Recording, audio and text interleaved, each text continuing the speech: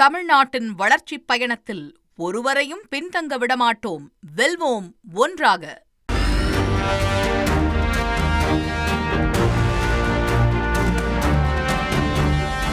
ஜனவரி 15ஆம் தேதி பொங்கல் பண்டிகை நாளில் நடக்கும் மதுரை அவனியாபுரம் ஜல்லிக்கட்டு போட்டிக்கு இறுதிக்கட்ட ஏற்பாடு பணிகள் தீவிரமாக நடக்கின்றன.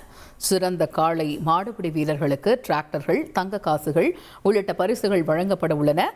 செய்தியாளர் சத்யகுமார் இது பற்றிய விவரங்களுடன் காத்திருக்கிறார். Over to you Sathyakumar. தமிழர்களின் வீரத்திற்கு அடையாளமான ஜல்லிக்கட்டு போட்டி. ஜல்லிக்கட்டுனாலே பொதுவாக உலகிற்கு தெரிந்தது மதுரை.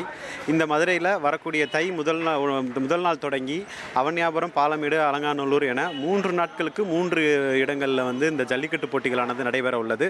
இதில் முதல் கட்டமாக தை முதல் நாள் பொங்கல் அன்று மதுரை அவனியாபுரத்தில் இந்த ஜல்லிக்கட்டு போட்டி முதலாக தொடங்க உள்ளது.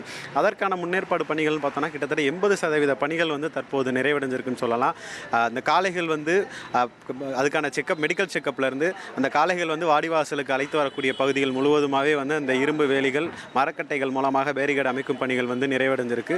அதைத் தொடர்ந்து வாடிவாசலை பொறுத்தளவில் இந்த முறை தண்டவாள வாடி கடந்த 2 ஆண்டுகளாக இங்கே தண்டவாள வாடிவாசல் அமைச்சிட்டு வராங்க. ஏன்னா காளைகளை கூடுதலாக அவிழ்க்கணும் அப்படின்ற ஒரு காரணத்துக்காக இந்த தண்டவாள வாடிவாசல் அமைக்கும் பணி நடைபெற்று வருகிறது. கிட்டத்தட்ட அந்த பணிகளும் 80% நிறைவடைஞ்சிருச்சு. இன்னும் வண்ணம் தீட்டும் பணிகள், அந்த முன்னதை பார்த்தோம் அப்படின்னா அந்த முன்புறத்தில் காளைகளோட படங்கள் வரைஞ்சிருப்பாங்க. அந்த பணிகள் மட்டும்தான் மிச்சம் இருக்குது. அதைத் தொடர்ந்து இந்த காளைகள் வெளியேறி அந்த கலெக்ஷன் பாயிண்ட் என்று சொல்லக்கூடிய இடம், அந்த காளைகளை அந்த உரிமையாளர்கள் அங்கே தான் பிடிச்சிட்டு போகிற இடம், அந்த இடம் வரைக்கும் அந்த பேரிகேட் அமைக்கும் பணிகளும் கிட்டத்தட்ட நிறைவடைஞ்சிருச்சு.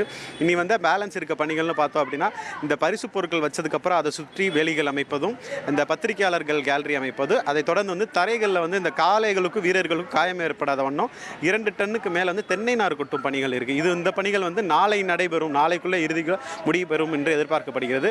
இந்த சூழலில் மதுரை மாவட்டத்தை பொறுத்தளவில் இந்த 3 இடங்களில் நடக்கக்கூடிய ஜல்லிக்கட்டு போட்டிகளுக்கு காளைகளுக்கும் அதில் பங்கேற்கக்கூடிய மாடுபிடி வீரர்களுக்கும் கடந்த 7ஆம் தேதி முதல் 8ஆம் தேதி வரை ஆன்லைன் மூலமான பதிவுகள் நடைபெற்றது.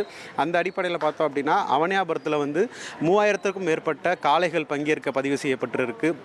பாலமேட்டில் 4000க்கும் மேற்பட்ட காளைகள் பதிவு செய்யப்பட்டிருக்கு. மேலும் அலங்காநல்லூரில் 6000க்கும் மேற்பட்ட காளைகள் இந்த ஆன்லைன் மூலமாக இந்த ஜல்லிக்கட்டில் பங்கேற்க பதிவு செய்யப்பட்டிருக்கு. மொத்தமாக 15000க்கும் மேற்பட்ட காளைகள் பதிவு செய்யப்பட்டுள்ளது. அதே போல் இந்த மாடுபிடி வீரர்கள் அப்படின்னு பார்த்தோம் அப்படின்னா 1800க்கும் மேற்பட்ட மாடுபிடி வீரர்கள் அவனியாபுரத்துலையும், 1900க்கும் மேற்பட்ட மாடுபிடி வீரர்கள் பாலமேடு, மேலும் அலங்காநல்லூரில் 1400 என மொத்தம் 5000க்கும் மேற்பட்ட மாடுபிடி வீரர்கள் இந்த ஆன்லைன் மூலமாக பதிவு செஞ்சுருக்காங்க. இதற்கான முடிவுகளை நாளை மறுநாள் இந்த மாவட்ட நிர்வாகம் அதற்கான யார் தேர்வு செய்யப்பட்டிருக்காங்கன்னு சொல்லி அவங்களுக்கு டோக்கன் ஆன்லைன் மூலமாக வெளியிடப்படும். தற்போது பார்த்தோம் அப்படின்னா இந்த ஜல்லிக்கட்டு போட்டிகளை வெற்றி பெறக்கூடிய சிறந்த காளைகளுக்கும் அந்த மாடுபிடி வீரருக்குமான பரிசு வைக்கப்பட்டு வருகிறது. முதல் பரிசாக அந்த காளைகளுக்கு டிராக்டரும் 9 லட்சம் மதிப்பில் ஒரு டிராக்டரும், அதே போல் சிறந்த மாடுபிடி வீரருக்கு 8 லட்சம் ரூபாய் மதிப்பீட்டில் ஒரு காரும், 3 இடங்கள்லையுமே ஒரு டிராக்டர் ஒரு காளை என அந்த காளை மாடுபிடி வீரர்களுக்கும் பரிசுகள் வழங்குவதற்கான ஏற்பாடுகள் தற்போது செய்யப்பட்டு வருகிறது. இன்னும் ஒரு நாளே உள்ள நிலையில் இந்த அவனியாபுரம் ஜல்லிக்கட்டு போட்டிக்கான பணிகள் சூடு பிடிச்சிட்டு வருது. மேலும் இந்த அலங்காநல்லூர் ஜல்லிக்கட்டு மற்றும் பாலமேடு ஜல்லிக்கட்டு போட்டிகளில் துணை முதல்வர் உதயநிதி ஸ்டாலின் மற்றும் அதைத் தொடர்ந்து அலங்காநல்லூர் ஜல்லிக்கட்டு போட்டியில் முதல்வர் ஸ்டாலின் பங்கேற்று இந்த போட்டிகளை துவங்கி வைக்க இருப்பது குறிப்பிடத்தக்கது.